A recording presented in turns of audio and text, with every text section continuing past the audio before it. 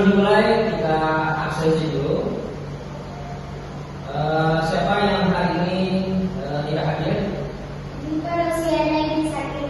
Sakit apa? Demam. Oke, demam.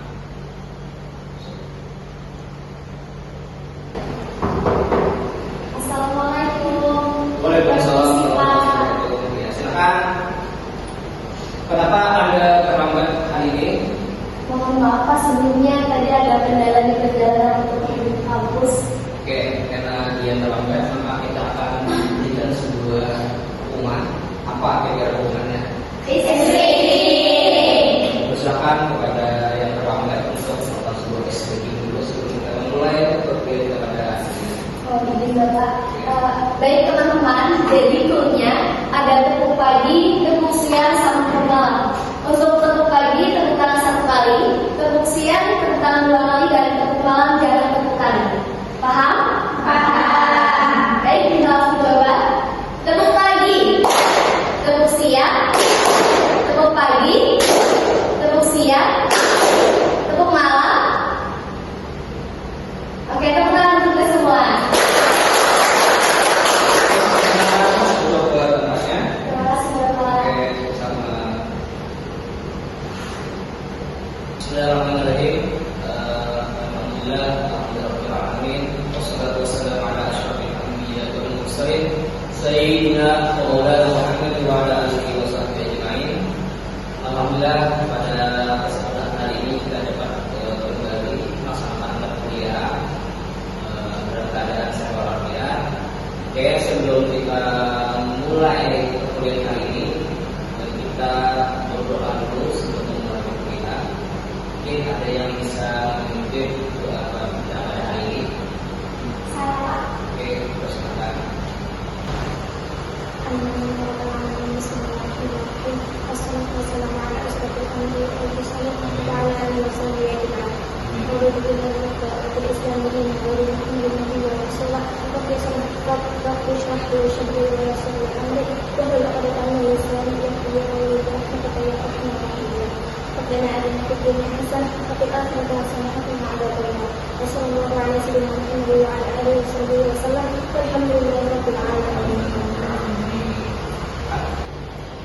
Baik, sebelum kita membahas materi kita pada hari ini, apakah ada di antara kalian yang masih ingat materi sebelumnya? Saya Pak. Oke, dipersilakan. Jadi materi sebelumnya itu membahas tentang sejarah, bagaimana perbedaan sejarah peradaban Islam dengan sejarah kebudayaan Islam. Sejarah peradaban Islam itu lebih merujuk kepada tentang tata kota, ilmu dan teknologi, serta bagaimana kemajuan dan pencapaian masyarakat sebelumnya. Sedangkan sejarah kebudayaan Islam itu lebih merujuk kepada nilai-nilai, tujuan, dan kepercayaan masyarakat sebelumnya, Pak. Oke. Baik, apakah ada yang ingin menambahkan lagi? Izin Bapak, Oke, izin silakan. menambahkan sedikit dari cerita kalian tadi. Di sini saya ingin menjelaskan sedikit tentang fungsi dan kegunaan sejarah. Yang pertama yaitu mendekatkan ilmu pelajaran, menambah wawasan intelektual. Yang ketiga, mengembangkan identitas diri kita dan mempelajari bagaimana masyarakat untuk berpikir realistis dan bagaimana cara kita untuk berjuang fisabilillah. Jadi itu saja Bapak. Terima kasih. Baik, pengertian zaman jahiliyah. Zaman jahiliyah secara harfiah berarti masa kebodohan. Nah, istilah ini digunakan dalam Islam untuk merujuk kepada kondisi masyarakat Arab sebelum turunnya wahyu kepada Nabi Muhammad SAW. Nah, kebodohan di sini yang dimaksud bukan hanya kebodohan intelektual, melainkan terutama kebodohan spiritual dan juga moral. Kondisi geografis sejarah Arab yang mana terletak di antara tiga benua, yaitu benua Asia, Afrika, dan juga Eropa. Sebagian besar wilayahnya berupa gurun seperti gurun Lola dan juga gurun Najd, dengan kondisi kering, tandus, dan juga dominan padang pasir. Nah, di sini terdapat dua wilayah utama, yaitu yang pertama adalah Hijaz, itu Mekah, Madinah, Taif,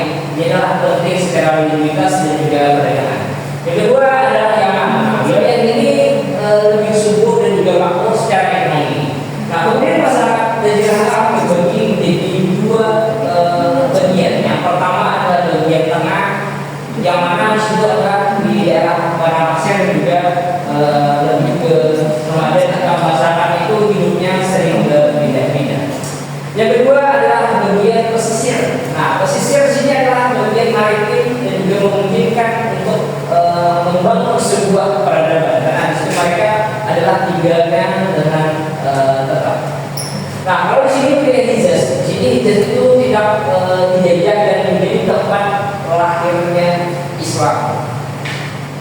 Lanjut, asal usul penduduk Arab. Nah, di sini ada Satanion, yaitu merupakan keturunan dari kapal wilayah selatan. Kemudian ada Ation, keturunan Nabi Ismail di bagian wilayah utara. Kemudian kedua kelompok membaur karena terjadinya sebuah komunitas penduduk.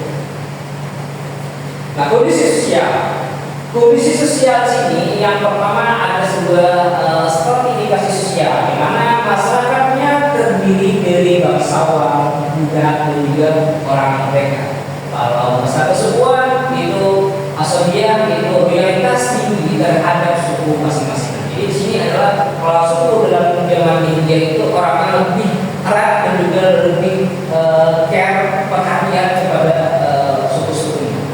Nah, kemudian di kondisi sosial sini ada yang ketiga itu orang wanita. Di sini orang wanita sangat direndahkan karena perempuan di masa Arab zaman India itu perempuan dianggap beban dan juga praktek penguburan bayi perempuan khususnya itu dilakukan dikubur secara hidup.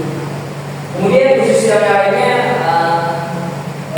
orang Arab di India itu melakukan minuman keras seperti dia dan juga perampokan telah sering atau umum terjadi di daerah Arab zaman dulu. Nah, dalam bidang kehidupan sosial budaya menjunjung tinggi adat dan juga keberanian. Kemudian kebiasaan negatifnya tadi sudah disinggung sebelumnya adalah membunuh bayi perempuan, juga judi, minum khamar. Kemudian ada sebuah perang antar kabilah sering terjadi, walaupun itu ada sebuah masalah kecil. Cuma masalah kecil ini kemudian dibesar-besarkan. Selanjutnya adalah sistem politik dan pemerintahan. Nah, sini pemerintahan secara oligarki. Adakah yang tahu apa itu oligarki? Saya, Pak. Oke, dipersilakan. Pemerintahan oligarki adalah sebuah pemerintahan yang dipegang oleh orang-orang kaya ataupun orang-orang yang berkuasa, bukan dari rakyat banyak. Contohnya itu misalkan kayak seorang pengusaha yang sukses ataupun pengusaha yang berkuasa mengatur sebuah keputusan penting dalam suatu negara tersebut. Jadi itu yang dimaksud dengan pemerintahan oligarki. Terima kasih, Pak. Oke, baik, terima kasih. Lanjut, tadi sudah sampaikan seperti apa pengertian. Mungkin dari kawan-kawan sini ada yang bisa memberikan pengertian apa itu hubal, rata, uzza, dan juga mana? Saya, Bapak. Silakan. Di sini saya ingin menjelaskan mengenai satu nama, yaitu hubal. Hubal itu merupakan patung yang dipuja oleh suku Quraisy, khususnya suku Quraisy untuk meminta keberkahan ataupun meminta perlindungan dari sebuah musibah. Berhala ini berbentuk seperti patung manusia yang terbuat dari akik yang berwarna merah. Mungkin saja. Oke, baik. Selanjutnya.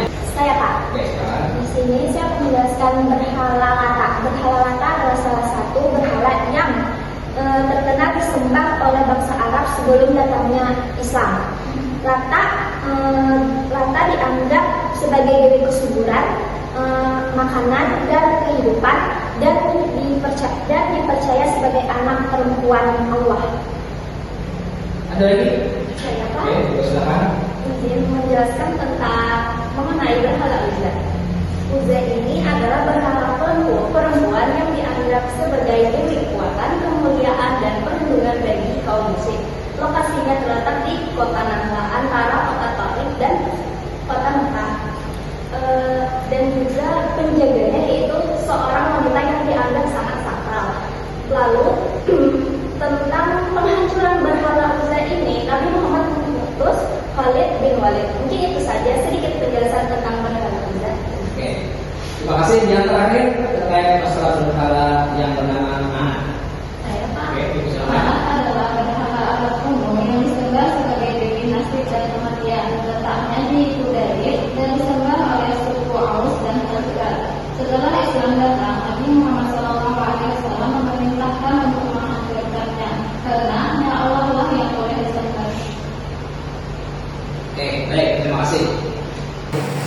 Kita beri fokus kepada kawan-kawan semua. Selanjutnya bagian ekonomi. Nah, di sini bahasa Arab dalam perdagangan. Arab itu gemar berdagang. Jadi pusatnya itu di Mekah, itu sebagai pusat perdagangan, di mana menjadi sebuah wilayah hingga dikatakan sebagai wilayah atau pusat perdagangan internasional. Di dalam peternakan dan juga pertanian berkembang di daerah yang subur seperti Yaman dan juga Taif. Karena letak strategis menghubungkan Syam, Yaman, Persia dan juga Afrika. Nah, tokoh penting di sini adalah ada yang namanya Hashim, itu kakak juga dari Muhammad SAW. Nah, jadi yang menyampaikan ini dikatakan kalau saya sampaikan di bagian ini. Oke, sudah.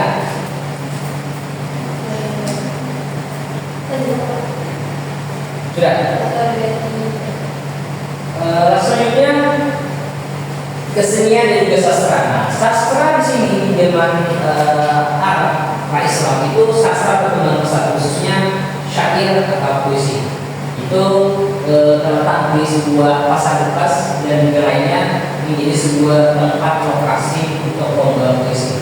Nah, syair tersebut apabila mendapatkan atau menjadikan sebuah syair yang terbaik, itu biasanya sesuai.